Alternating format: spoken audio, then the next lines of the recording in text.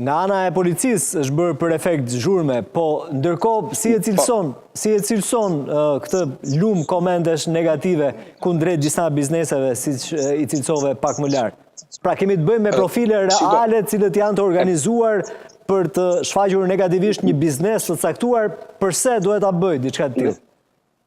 Po, me sa pash, sepse unë po i shikoja me kujdes, mbasi pata dhe ftesën tuaj pra për në intervistë, po shikoja me kujdes profilet të cilët pra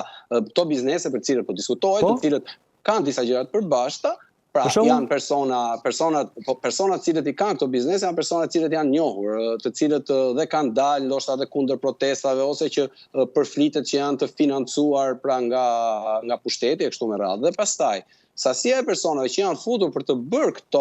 komente, shumica me sa unë pash, tash është e vështirë, duhet të merren statistika nga Google, dhe nuk mendoj që dhe këto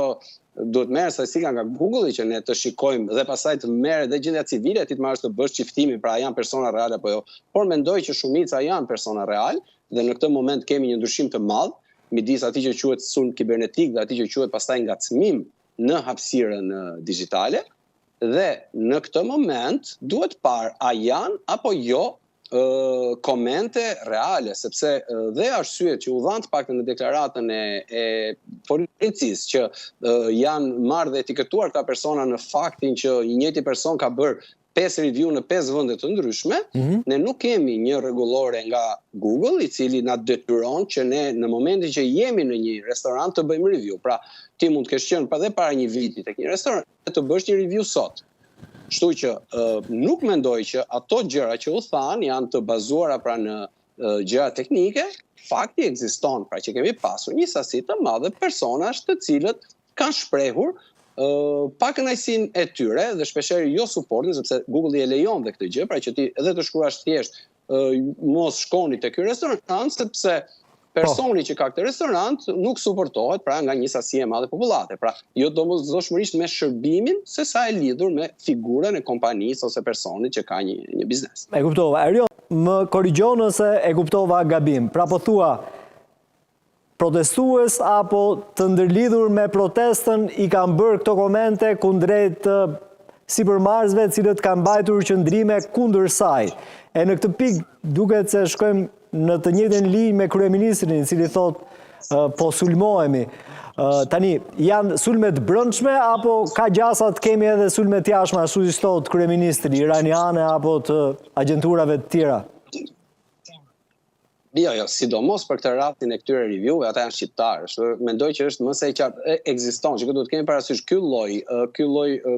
se nuk hyn pra tamam tek sulmet kibernetike. Ky lloj sulmi po themi ose ky lloj veprimi është i njohur në botë. Nuk është një origjinë shqiptare, nuk është era parë që po ndodh. Kemi pasur ndër historinë e internetit, sidomos pra të Google-it që lejon këtë mundësinë e ofrimit të këtyre reviewve, pra që ti të lësh të review, kemi pasur në historinë botërore goxha raste të tilla kur grupime të caktuara, sasi e madhe personash, cilët nuk janë dakord me